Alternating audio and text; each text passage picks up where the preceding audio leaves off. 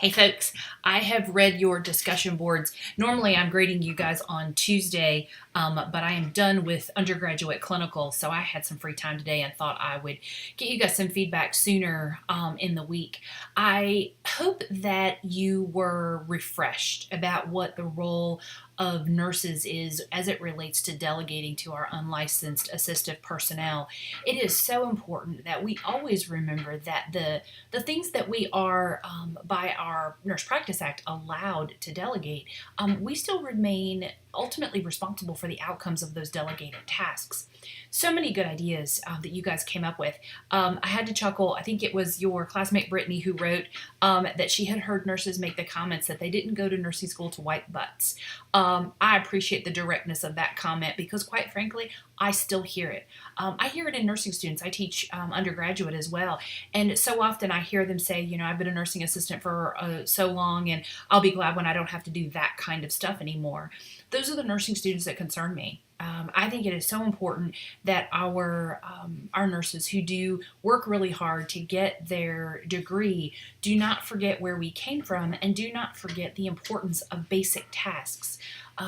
Someone also said, that it might have been Brittany, that said that, doing a bed bath, while it appears to be a menial task, is a critical opportunity to do a skin assessment. I'm a mental health nurse, so I'm not so much into skin assessments, but I appreciate the sentiment. Think of how many things that we delegate that give us that first opportunity to truly be present in the moment with our clients when we are assessing them or could be assessing them. Several of you talked about doing check-off clinics or sign-off days for your unlicensed assistive personnel, specifically to commonly assign tasks to give them the opportunity to ensure their proficiency. Many of you talked about how important it was that you delegate it to the right person and that they had the skill level.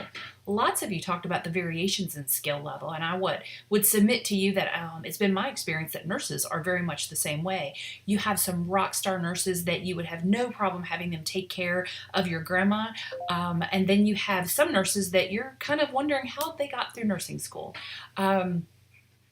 Everybody runs the gamut. Everybody has different professional aptitudes and competencies, and we have to kind of love them where they are and walk alongside them to get them up to speed and where they need to be.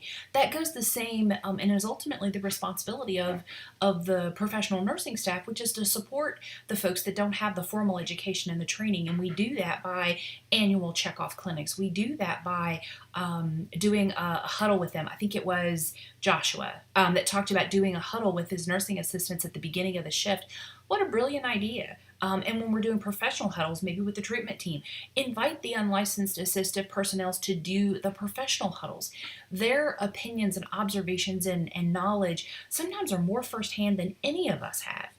So we want to partner with our unlicensed assistive personnel, but we also want to mentor them, hold them accountable, and remember that ultimately we are accountable for the things that we delegate. So I hope this was a good reminder for you. Maybe it was the first time you'd looked at your state's Nurse Practice Act. So anyway, I hope it was time well spent for you. I am super proud of you guys. We are heading into the home stretch. At the end of this week, the course will be over and I will be gone. No more weekly messages. I have enjoyed working with you. You will get, this will be my last feedback loop because I have found that after week 7, nobody cares. Everybody has moved on to bigger and better things. Know that you're always going to get individual feedback as you will for week 7. Before you start week 7, go back to week 4. Make sure that you have read the feedback that has been provided to you in the rubric and on your assignment inserts. And remember, I can use Post-it notes or highlight things and then add comments. If you had gaps or areas that were not where they needed to be with your original part of your quality project, when you begin to look at part 2, which is an introductory or brief overview of what you discovered in your personal quality issue that wasn't meeting expectations and that is being addressed, all those things needed to happen in part 1. If you haven't done those things, then part 2 is going to get off on the wrong foot. Because you have to summarize your quality issue, how it's currently being addressed, and what the impact that quality issue is having on your organization. Well, part 2 is an innovative solution. We're looking at continuous quality improvement, and continuous quality improvement requires that we're using innovation. We're looking at not the way things have always been done. We're not looking at rereading a policy and saying, well, why aren't we doing the policy? We're looking at evidence-based practice. We're in the literature. We're looking at sister and brother hospitals and finding out, okay, what are they doing that's making their scores so great in this quality area? We're looking for innovation. So the idea in part two is that you're going to go in and you're going to look in the literature and find out this is my quality issue, and here are 2 to 3 new ideas. I'm happy with 2. Innovative ideas that are not currently being done in your practice area that give you an opportunity to do something different to address your quality issue. Folks, the idea with this assignment is that it would be purposeful for your practice, for you to be more aware of a professional area of concern for quality, and that part 2 would let you come up with some innovative solutions. And to get you to beginning to think about, how do I really do this in practice? What does my professional practice at a bachelor's prepared level look like? And it looks like problem solving. It looks like coming up with solutions. And I strongly believe that you guys are already doing that at the bedside now. This is just giving you a formal process for being able to do it. And my hope is if you've got a quality issue and your research in part 2 comes up with some new ideas that you're not doing in practice, that you talk with your leadership and you say, could we try this? Pull together a work group and say, let's pilot this. Let's see what this looks like for a month. That's the idea, is to give you practical assignments that have kind of give you a boots on the ground opportunity to be able to actually use something that you're that you're studying in class. So be mindful that the rubric is posted for your review. The assignment instructions are literally step by step. I've even numbered them for you. This thread is it is a voice thread.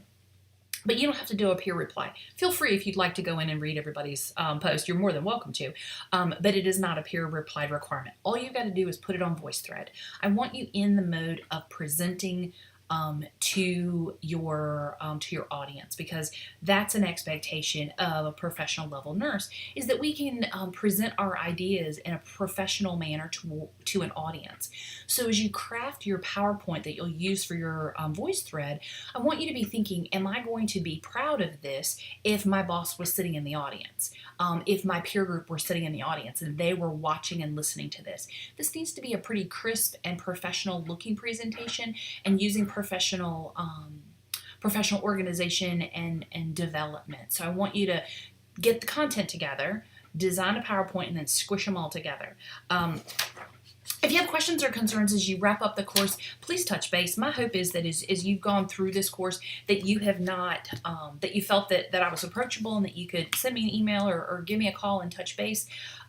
If there are questions or concerns about week 7, know that I'm here.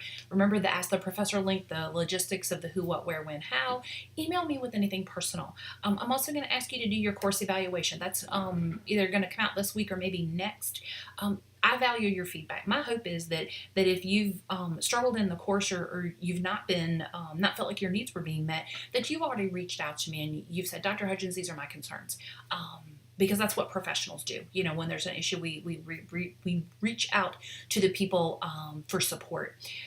But know that I do value your feedback. So if you haven't had that opportunity, or you wherever you are, I want your feedback, the good, the bad, the ugly, everything, because that's how I grow. That's how I know how to tweak things and make things better for the student, and to help you guys get your needs met. So please do your course evaluation. It is meaningful for me, and it will certainly be supportive of the next batch of students who get the opportunity to be in my course.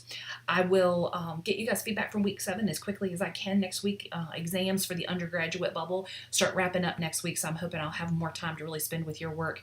Be in touch. I hope at wherever you are that you are taking a break and that you have gone outside. I am located in Upper Greenville County, so near Travelers Rest, and it has been absolutely stunning the past couple of days. So my hope is wherever you are that the weather has been good to you, and that you have been able to go outside and stretch your legs and take care of yourself and do all those self-care kinds of things that us nurses are really good at neglecting. As you can see, it is middle of the afternoon, and Gracie is completely ensconced in her nap. I have no idea where Madeline is, but my suspicion is she's probably chewing on something she's not supposed to. So I'm going to get off here and go check on her. Be in touch and let me know how you are. Take care.